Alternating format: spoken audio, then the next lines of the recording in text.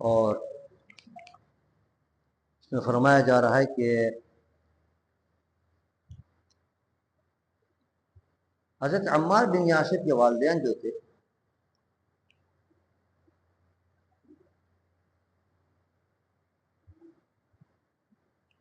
ان کو بڑی ایذائیں دی گئی، کافروں نے ٹارچر کیا، ان کو سخت تکلیفیں دی.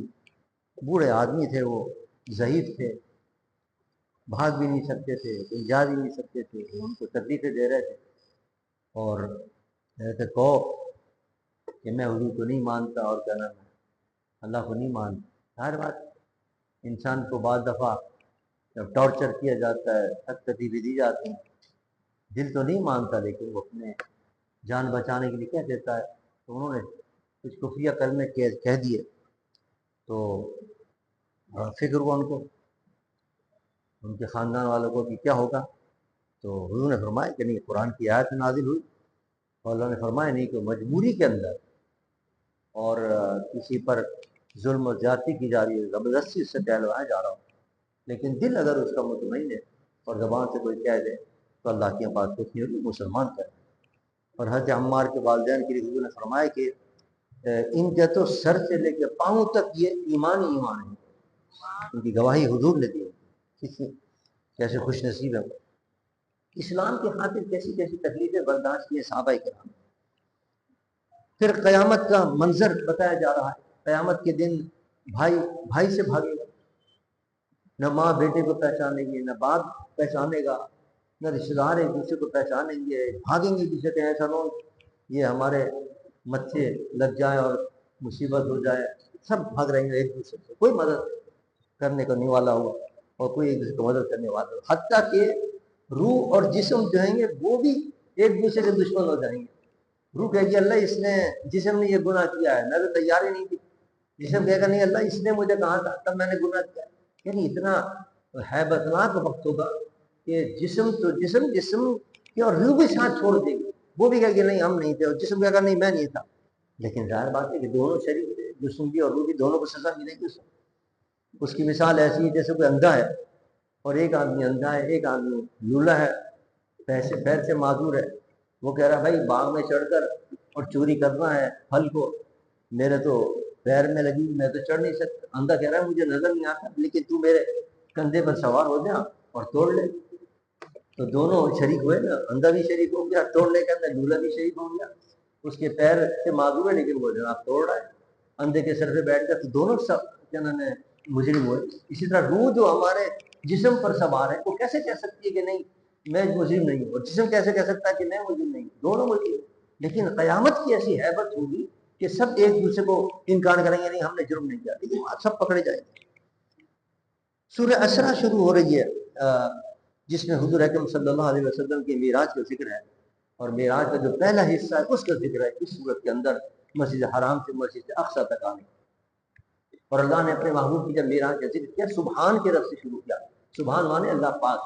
یہ پاک کا لفظ اس لیے شروع کیا کہ حضور اکرم صلی اللہ علیہ وسلم ایک آن کے اندر سارے آسمانوں کی سیر کر کے واپس تشریف بھی آئے، مسجد اقصی میں بھی چلے گئے، وہاں امامت کر کے بھی واپس آ گئے. کیسے ہو سکتا تھا کہ ایک آن کے اندر سارا کام ہو جائے؟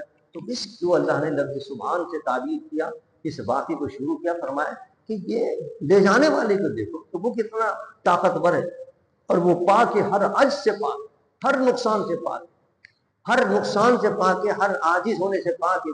وہ طاقت والی ذات جب اپنے محبوب کو لے کے جا رہی ہے تو اس کے لیے کوئی مشکل نہیں ہے کہ وہ ایک آن سے لے بھی جائے اور لے بھی آئے سیر کرا. اس لیے سبحان کی لفظ سے اس حضور کے معراج کے واقعے کا اللہ نے آغاز فرمایا. پھر جب فرمایا کہ جب ہم نے اپنے محبوب کو مسجد حرام سے مسجد اقصی کے لے کے آئے تو مسجد اقصی کی تعریف کی بارکنا حولہ، کہ مسجد اقصی وہ ہے جس کے ارد گرد ہم نے برکتیں رکھی ہیں. حالانکہ برکتیں تو مسجد کے اندر ہوتی ہے، مسجد اقصی کے اندر ہونی چاہیے برکتیں. اللہ ہمارا حولہ اس کے ارد گرد برکتیں ہیں، تو اس کے ارد گرد کیا برکتیں ہیں؟ علماء فرماتے ہیں مسجد اقصی کے ارد گرد کئی انبیاء کی قبریں موجود، کئی انبیاء کے مزارات وہاں موجود. اس کو اللہ تبارک و تعالیٰ فرما رہا ہے کہ ہم نے اس کے باہر جو ہے وہ ان کی برکتیں رکھی. تو پتہ چلا جہاں اللہ کے پیاروں کے مزارات ہوتے ہیں اللہ کی برکتیں نازل ہوتی ہیں، اللہ کی رحمتیں نازل ہوتی ہیں، جو قرآن کی آیت سے ثابت ہے. اسی لیے ہم اولیاء کرام کے مزارات پہ جا کے برکتیں حاصل کرتے ہیں. پھر یہ بھی کہ یہ بھی اختلاف ہے کہ صاحب یہ بیداری میں ہوئی تھی حضور کو، یا کوئی خواب میں حضور کو یہ معراج ہوئی تھی؟ تو اس کا بھی جواب آ گیا اس کے اندر کہ دیکھیں کفار نے ان کا انکار کیا. پتہ نہیں خواب میں تو انسان کیا کیا باتیں دیکھتا ہے، تو اگر خواب کی بات ہوتی تو کفار کبھی بھی انکار نہیں کرتے. کفار کا انکار کرنا اس چیز کا دلالت کرتا ہے کہ یہ بیداری کی بات جو حضور نے بتائی ان کی سمجھ میں نہیں آئی کہ بیداری میں آدمی کیسے جا سکتا ہے اور اس جسم کے ساتھ کیسے جا سکتا ہے اتنی دور کا سفر کر کے. تو اس لحاظ سے یہ بھی ثابت ہو گیا کہ یہ حضور اکرم صلی اللہ علیہ وسلم معراج بدنی ہوئی تھی اور بیداری کی حالت کے اندر ہوئی. پھر اللہ کی زیارت کی اور اللہ کا دیدار کیا، اللہ سے کلام کیا. تو ظاہر اس دنیا کے اندر تو اللہ نے فرمایا مجھے کوئی دیکھ نہیں سکتا، وہ تو اس عالم بالا کے اندر حضور اکرم صلی اللہ علیہ وسلم کو بلا کر اللہ نے پھر اپنا دیدار کرایا. یہ بھی دلیل اس بات کی کہ حضور عالم بالا میں گئے اپنی اس جسم اقدس کے ساتھ اور بیداری کے اندر ہوئی. بنی اسرائیل کو بار بار متنبع کیا تھا، دیکھو فساد نہ پھیلاؤ، دیکھو انبیاء سے لڑائی مت دو، دیکھو اللہ سے دشمنی مت دو، اللہ کی بات مانو، اللہ کے رسولوں کی بات مانو. لیکن وہ ہر بار انکار کرتے رہے اور ہر بار فساد برپا کرتے گئے. تو جب بھی انہوں نے فساد برپا کیا تو اللہ تبارک و تعالیٰ نے اللہ فرماتا ہے کہ ہم نے اس جرم کے اندر، یہ جو انہوں نے جرم کیا فساد برپا کیا، اس کی سزا یہ دی کہ ان پر مسلط کر دیے ظالم لوگ. تو جب اللہ ظالم لوگوں کو مسلط کرتا ہے تو یہ بھی سزا ہوتی ہے کیا نام ہے قوم کی. چنانچہ جب شعیب علیہ السلام کو انہوں نے یہودیوں نے قتل کیا، بنی اسرائیل کے لوگ تھے یہودی، انہوں نے جب حضرت شعیب علیہ السلام اللہ کے نبی تھے ان کی بات نہیں مانی، بات تو مانا بہت دور کی بات ہے، ان کی اتنی بے ادبی گستاخی کی کہ ان کو قتل کر دیا اللہ کے نبی کو. تو پھر اللہ نے بخت نصر ایک بادشاہ تھا ان کو اس پر مسلط کیا. اس نے بیت المقدس کے اندر جو قتل عام کیا ہے، اتنا قتل عام کیا کہ لاشیں پڑی. بیت المقدس کے اندر کوئی ایک آدمی نظر نہیں آتا تھا. کیا نام ہے، سب جتنے یہودی تھے جتنے بڑی اسرائیل تھے وہ سب قتل ہوئے، سارے کے سارے سناٹا ہو گیا، ویران ہو گیا پورا. جو بہت سے بچے تھے ان کو گرفتار کر دیا. اس کے بعد پھر انہوں نے، اب انسان کو عقل آ جائے، ہوش آ جائے کہ بھائی ہمارے جو آبا و اجداد ہیں وہ اس طرف قتل ہوئے ہیں، اب تو کم اللہ کی بات مانے. لیکن جب حضرت زکریا علیہ السلام اور حضرت یحییٰ علیہ السلام کے زمانہ آیا، وہ بھی اللہ کے نبی تھے، اللہ کا پیغام لے کے آئے، لیکن وہ باز نہیں آئے. یہودی اور کیا نام ہے بنی اسرائیل، انہوں نے کیا کام کیا، حضرت یحییٰ کو بھی قتل کر دیا. جب یحییٰ کو علیہ السلام کو قتل کیا انہوں نے تو اللہ تعالیٰ نے بابل کا ایک بادشاہ تھا، بیبروس اس کا نام تھا، اس کو ان پر مسلط کیا. اور بیبروس نے کیا نام ہے ان کا پھر قتل عام کیا اور کیا نام ان کو زبردست کیا نام ہے نقصان پہنچایا. یہ اللہ مسلط کرتا ہے. اللہ فرماتے ہیں ہم مسلط کرتے ہیں ظالموں کو اسی لیے تمہارے اعمال کی سزا کے طور پر مسلط کرتے ہیں. اس کے بعد پھر کیا ہوا، حضور کے زمانہ آ گیا. حضور کے زمانے کے اندر بھی ان کی وہی عادتیں رہی یہود و نصارہ کی کہ انہوں نے جناب حضور کو تکلیفیں دی، ایذا پہنچائی، مسلمانوں کو ایذائیں پہنچائیں، معاہدے کیے اور معاہدے کر کے توڑ دیے، مشرکوں کے ساتھ مل گئے، جا کے مسلمانوں کے خلاف سازشیں کرنے لگے. تو اللہ تعالیٰ نے پھر مسلمانوں کو غلبہ عطا فرمایا اور اتنا غلبہ عطا ہوا کہ حضور نے اعلان فرما دیا کہ ان کو یہاں سے جزیرہ عرب سے نکال دو، ایک باقی نہ رہے، چنانچہ ان کو نکال دیا. پھر انہوں نے پھر سازشیں کی، یہ ان کی سرشت میں ہے، یہودیوں کی سرشت میں. پھر انہوں نے سازشیں کی تو اللہ تبارک و تعالیٰ نے پھر ہٹلر کو مسلط کیا ان کے اوپر. یہ جو واقعہ ہوا ہے جس کو یہ بہت شرماتے ہیں کہ سوسی کا یہودی، وہ واقعہ وہ ہٹلر نے اتنا مارا ان کو، اتنا مارا ان کو، سینکڑوں نہیں ہزاروں کی تعداد میں ان کا قتل عام کیا یہودیوں. بڑی خراب قوم ہے. دیکھیں نا کتنا ظلم کیا ہے انہوں نے ایران کے اوپر، اور ان کے کیا نام ہے آیت اللہ خامنئی کو انہوں نے قتل کیا ہے اور کیا نام ہے مار رہے لوگ بے تحاشا. پہلے یمن پہ حملہ، لبنان پہ حملہ، شام پہ حملہ کیے جا رہے ہیں، کوئی پوچھنے والا نہیں. جن کی سرشت کے اندر ہے، کی فطرت کے اندر ہے نقصان پہنچانا اور مسلمانوں سے لڑنا اور مسلمان ایذا پہنچانا. اس کے بعد فرمایا گیا کہ دیکھیے اللہ کی عبادت کرو اور کیا نام ہے والدین کی اطاعت کرو، والدین کی فرما برداری کرو اور والدین کے ساتھ اچھا سلوک کرو. اور یہ ایک جگہ پہ نہیں، قرآن میں کئی جگہ پر جہاں اللہ کی عبادت کا ذکر آیا وہاں ساتھ میں یہ بھی ذکر آیا کہ والدین کے ساتھ اچھا سلوک کرو اور والدین کی خدمت کرو. کیوں؟ اس لیے کہ دیکھیے اللہ تبارک و تعالیٰ اصلی حقیقی رب تو وہ ہے نا پالنے والا، لیکن اس کا مظہر جو ہے یہ والدین ہوتے ہیں، یہ پالتے ہیں، اس کی ربوبیت کا مظہر ہے یہ کہ بچے کو پالتے ہیں۔ لہٰذا جب بھی اللہ کی وہ رب ہے ہمارا، اور اس کی جہاں بھی عبادت کا ذکر آتا ہے اس کے ساتھ ساتھ اللہ تعالیٰ والدین کا بھی ذکر کرتا ہے کہ میری ربوبیت کا مظہر ہے یہ، انہوں نے تمہیں پالا ہے، لہٰذا ان کا بھی ادب کیا کرو اور ان کا احترام کیا کرو اور ان کی خدمت کیا کرو، ان کے ساتھ اچھا سلوک کیا کرو۔ کتنا سلوک کریں ان کے ساتھ؟ فرمایا کہ دیکھو جب یہ بڑھاپے کو پہنچ جائیں تو ان کے ساتھ نرمی کے ساتھ بات کرنا، اف بھی مت کرنا۔ یہ بڑھاپے کی قید کیوں لگائی؟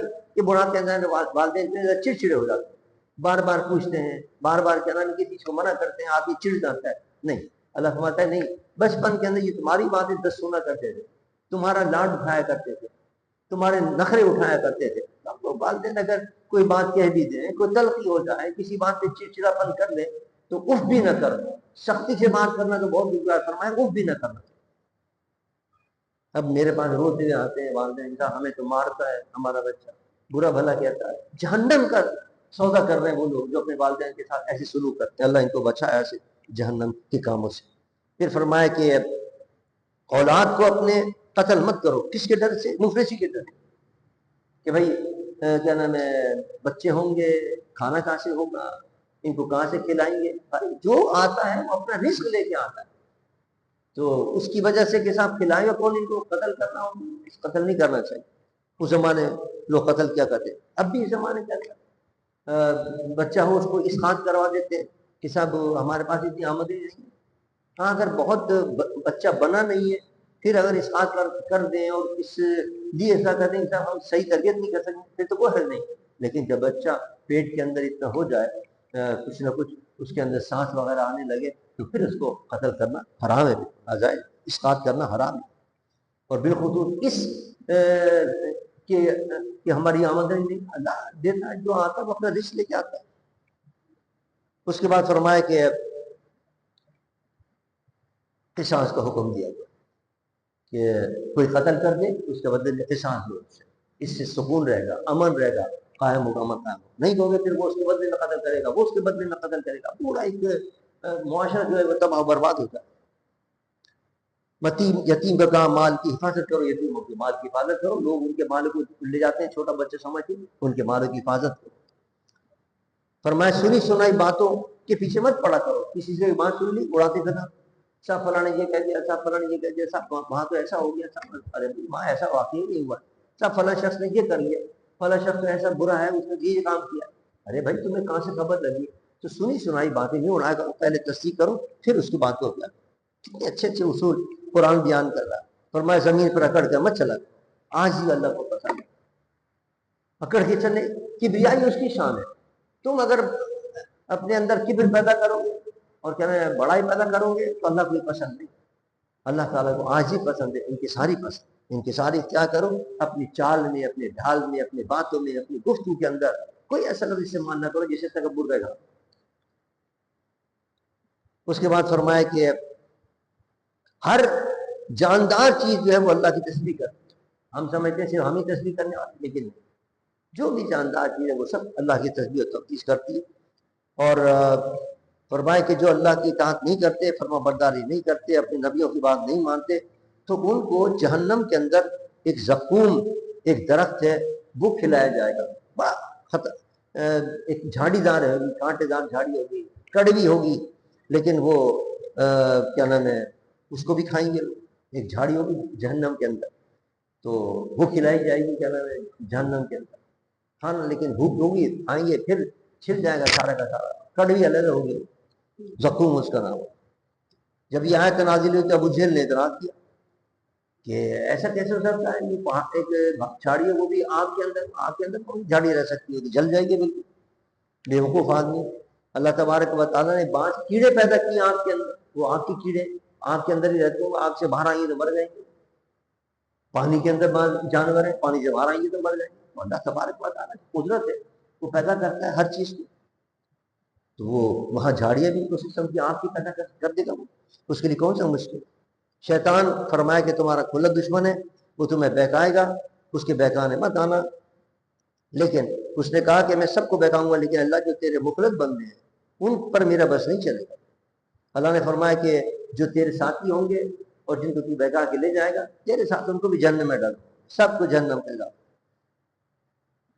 جو نیک ہوں گے ان کا نام اعمال دائیں طرف سے ان کو دیا جائے، اور جو برے ہوں گے ان کا بائیں طرف سے نام نہ دیا جائے۔ سمجھ لو کیا یہ تو جب اس کو بائیں ہاتھ سے نام اعمال دیا۔ تہجد کا حکم دیا جا رہا ہے، اپنے محبوب تہجد کی نماز ادا کریں۔ یہ مسلمانوں کی نفل تھی، لیکن کچھ عرصے کے لیے حضور اکرم صلی اللہ علیہ وسلم پر یہ فرض تھی۔ حضور اکرم صلی اللہ علیہ وسلم تہجد کی نماز ادا کیا کرتے، پھر بعد میں فرضیت ختم ہو گئی۔ پھر فرمایا گیا کہ جب حق آیا تو باطل مٹ گیا۔ یہ شان ہے حق کی، جب حق آتا ہے تو باطل مٹ جاتا ہے۔ لیکن اسلام حق ہے، اسلام آیا تو کفر مٹتا چلا۔ خانہ کعبہ کے 360 بت رکھتے تھے، حضور اپنے ایسا مبارک گراتے جاتے تھے، سب بت گر گئے اور اسلام کا بول بالا ہو، کیونکہ حق آ گیا۔ جب حق آتا ہے تو باطل مٹتا چلا جاتا ہے۔ اس کے بعد فرمایا کہ کچھ لوگ جو دنیا کے اندر اندھے بہرے ہیں، وہ آخرت کے اندھے بہرے اٹھائے جائیں گے۔ اس کا مطلب بیچارہ ایک اندھا آدمی ہے اور وہ کیا نام ہے نماز روزہ پڑھتا ہے، تو وہ بیچارہ اندھا کر کے اٹھایا جائے گا۔ اس اندھے سے مراد یہ ہے کہ جو اللہ اور رسول کی باتیں سنتے نہیں اور دیکھتے نہیں حق کو، یہ مراد ہے کہ حق کی نشانیاں موجود ہیں لیکن نہیں مانتے اللہ کو۔ ارے بھائی زمین دیکھو، آسمان دیکھو، پھول دیکھو، پھل دیکھو، پھر بھی کہتے ہیں نہیں ہم اللہ کو نہیں مانتے۔ تو آنکھیں بند کی ہوئی ہیں، اندھے ہو رہے ہیں، کوئی بات سنتے ہوئے نہیں، ان کو سنا رہے ہیں بات، بھائی اللہ ایک ہے، وحدہ لا شریک، حضور اللہ کے نبی ہیں اور خاتم النبی ہیں، آخری نبی بن کر آئے، ان کے بعد کوئی نبی نہیں صاحب میں تو نہیں مانتا، میں تو سنتا ہی نہیں۔ تو یہ مراد ہے کہ جو دنیا میں بہرے بن گئے ہیں، حق بات نہیں سن رہے، اندھے ہو گئے ہیں، دیکھ ہی نہیں رہے، اللہ کی شان کو دیکھ نہیں رہے، تو ان کو پھر حقیقت کے اندر اللہ تعالیٰ قیامت کے دن اندھا کر کے اٹھائے گا، بہرا کر کے اٹھائے گا۔ یعنی کیا عالم ہوگا، واقعی یہ بھی ایک عذاب ہے کہ ایک تو آفت ہوگی، سبا نیزے پر آفتاب ہوگا اور بے حد و حساب مجمع ہوگا، وہاں نہ نظر آ رہا ہوگا نہ کوئی سنائی دے رہا ہوگا اس مجمع کے اندر، اور سبا نیزے پر آفتاب ہوگا، تو کتنی سخت تکلیف ہو، یہ عذاب ہے ان کو کہ تم نے قیامت میں دن کہ دنیا میں تم نے نہیں سنی حق باتیں، نہ کان دھرا اس کے اوپر، اب سزا بھگتو، تو ان کو بہرا اور اندھا کر کے اٹھایا جائے گا قیامت کے۔ سورہ کہف شروع ہوتی ہے اور اس کی بڑی فضیلت ہے۔ یہ سورہ کہف جو ہے جب یہ نازل ہوئی ہے تو 70,000 فرشتے اس سورت کو لے کر اترے ہیں، اس کی عظمت کے خاطر، اتنی شان والی یہ سورت ہے سورت۔ اور حضور فرماتے ہیں کہ جمعے کے دن جو اس کو پڑھے گا، دونوں جمعے کے درمیان، تو وہ نور سے معمور رہے، اس کا دل اللہ تعالیٰ نور سے معمور رکھے پاس، اور قیامت کے دن اس کی بخشش کا مژدہ ہے اس کے جو جمعے سے جمعے تک پڑھے گا، ہر جمعے کو پڑھ جاتا ہے۔ سورہ کہف کو کہف کے معنی غار کے، اس سورت کے اندر غار کا واقعہ ہے، اصحاب کہف کا واقعہ ہے کہ اصحاب کہف کے اندر کچھ لوگ تھے، وہ کیا نام ہے اللہ کی اطاعت کرنے والے تھے، فرمانبرداری کرنے والے تھے۔ ایک ظالم بادشاہ آ گیا، اس نے کہا جو بھی کوئی ایمان لائے گا اس کو میں قتل کر دوں گا، اس کو میں مار دوں گا۔ تو وہ ڈر کے مارے ایک گھار کے اندر چلے گئے کہ ہم اپنا ایمان بچا لیں۔ دیکھیے نا، ایمان بچانے کا بات طریقہ یہ بھی ہے کہ جب کوئی ظالم آ جائے اور تمہارے دین پر، تمہارے عقیدے پر حملہ کرنے لگے اور تمہاری طاقت نہیں ہے اس کا مقابلہ کرنے کی یا برداشت کرنے کی ہمت نہیں ہے، تو اس کا طریقہ یہی ہے کہ انسان خاموشی کے ساتھ کسی کونے میں چلا جائے تاکہ ایمان کو بچ جائے۔ تو یہ اپنے ایمان کو بچانے کے لیے اصحاب کہف جو تھے وہ کسی غار کے اندر چلے گئے کہ ہم وہاں جائیں گے کہ ہمارا ایمان بچ جائے، کچھ کھانا وانا اپنے ساتھ لے گئے، وہاں جا کے سوئے تو اللہ نے ان کے اوپر موت طاری کر دی، اور موت طاری ہو گئی، اور 309 سال سوتے رہے، ایک سال نہیں، 10 سال نہیں، 100 سال نہیں، 309 سال سوتے رہے۔ پھر جب اللہ نے ان کو زندگی بخشی، پھر دوبارہ جب اٹھے تو ان کے پاس پیسے ویسے تھے، اور صبح سوئے تھے، شام کو اٹھے کرے ابھی تو ہم سوئے، صبح ہی تو سوئے، بس آدھی دن سوئے، چلو کچھ کھانے پینے کو بھوک لگ رہی کچھ لے کے آئے۔ اب وہ پیسے لے کے جب بازار میں گئے تو لوگوں نے پکڑ لیا کہ بھائی یہ تو 300 سال پرانے سکے تمہارے پاس، یہ کہاں سے آئے؟ تو ان کو پکڑ کے لے کے جاؤ بادشاہ کے پاس۔ بادشاہ کے بعد یہ کہا کہ یہ کوئی جاسوس آیا کہ جو 300 سال پرانے سکے لے کے آیا۔ انہوں نے کہا بھائی ہم تو وہاں سو رہے تھے، ہم تو ابھی آئے، صبح سوئے تھے، کوئی صبح ہوا نہیں، 300 سال ہو گئے اس کو۔ تو پھر وہ جو بادشاہ تھا وہ یہ کہہ رہا تھا کہ میں اللہ سے پوچھتا تھا کہ اللہ کو زندہ کر کے کیسے اٹھائے گا لوگوں کو؟ تو اللہ تبارک و تعالیٰ نے مجھ پر کرم کیا کہ تمہیں یہ دکھا دیا کہ کس طرح ہم اٹھائیں گے، 300 سال کے اندر آدمی کو سوتے وہ اٹھائیں گے۔ تو پھر دوبارہ وہ جا کے سو گئے وہ اپنی جگہ پر، آج بھی وہاں غار کے اندر سو رہے ہیں۔ بادشاہ نے پھر غار کے اوپر دیوار بنا کر اور وہاں مسجد بنا، قرآن میں اللہ فرماتا ہے ان کے ساتھ ان کے غار کے پاس مسجد بنائی، یعنی یہ خاص ذکر کیا گیا ان کا کہ وہاں مسجد بنائی. کیوں کہا کہ مسجد بنائی گئی؟ کہ اللہ کے ولیوں کے قرب میں جو مسجد ہوتی ہے اس میں برکتیں زیادہ ہوتی ہے. اب اس مسجد میں ہم نماز پڑھتے ہیں، حالانکہ مسجد عام ہے، اس میں بھی ہم نماز پڑھتے ہیں، لیکن نمازیں اس لیے پڑھتے ہیں یہاں آ کے کہ ایک اللہ کے ولی کا قرب ہے اس مسجد کے اندر. حضرت شاہ مفتی محمود عربری رحمۃ اللہ علیہ قرب میں یہ مسجد ہے تو اس سے برکتیں زیادہ حاصل ہوتی ہیں. اس واقعے سے یہ بھی پتہ چلا. پھر یہ بھی پتہ چلا اس واقعے سے کہ اصحاب کہف کے ساتھ ایک کتا بھی ان کے ساتھ لگی، اس کتے کا بھی اللہ ذکر فرما رہا ہے، بلکہ اس کی اداؤں کا ذکر کر رہا ہے. باسط یدہ ہے کہ ان کے پیر اپنے ہاتھ پھیلا کے وہاں بیٹھا ہوا ہے ان کی عبادت کے لیے. اور کتابوں میں آتا ہے، روایتوں میں آتا ہے کہ جنت کے اندر یہ جانور نہیں جائیں گے، لیکن یہ کتا جو اصحاب کہف کے جنت کے اندر بھی جائے. یعنی کہ اللہ کی صحبت، کہ اللہ کی ولیوں کی صحبت مل جائے تو کتا بھی اللہ کا مقرب بن جائے. یعنی یہ اس واقعے سے پتہ چلا اصحاب کہف کے ساتھ کتا بھی لگ جائے تو اللہ کا مقرب بن جائے. اس کا بھی قرآن میں ذکر آ جاتا ہے. تو یہ صحبت کا فائدہ ہے، یہ صحبت بتانے مقصود ہے اس واقعے سے کہ اللہ کے ولیوں کی صحبت اختیار کیا کرو، ان کے پاس بیٹھا کرو تو تم بھی اللہ کے مقرب بنتے چلے جاؤ. اس کے بعد فرمایا کہ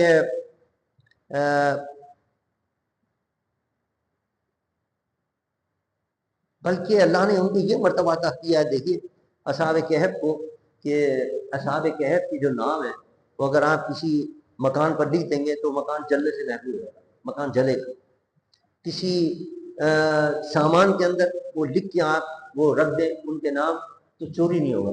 آج کل بڑے لوگ شکایتیں کرتے ہیں سب روزانہ چوری ہو جاتی ہے، کوئی گھر میں ہوتا وہ چوری کرنے والا، اور وہ ان کو یہ بہکا دیتا ہے بھائی یہاں کوئی جن ہے وہ چوری کر کے لے جا رہا ہے. ہمارے لوگ بیوقوف بن جاتے ہیں. تو اس کے اصحاب کہف کے نام لکھ کے اپنی تجوری میں رکھ دو، انشاءاللہ چوری نہیں ہوگی.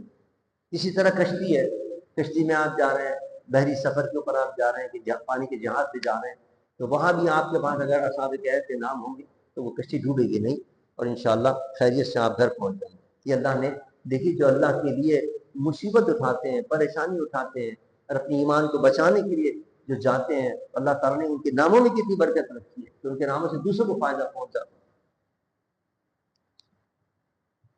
پھر فرمائے کہ اللہ کی عبادت کرو، اس پر بھروسہ رکھو، اس کا شکر ادا کرتے رہا کرو، غرور نہ کیا کرو. اور دیکھو وہ چاہے تو امیر ہو غریب کر دے، غریب کو تو امیر کر دے، اس کے ہاتھ میں ہے، لہٰذا اس پہ بھروسہ رکھو، اس کی اطاعت کرتے رہو، ہر حال کے اندر راضی رہو. اللہ کی بارگاہ میں آج ان کی تعریف کیا کرو، اس کا شکر ادا کرو.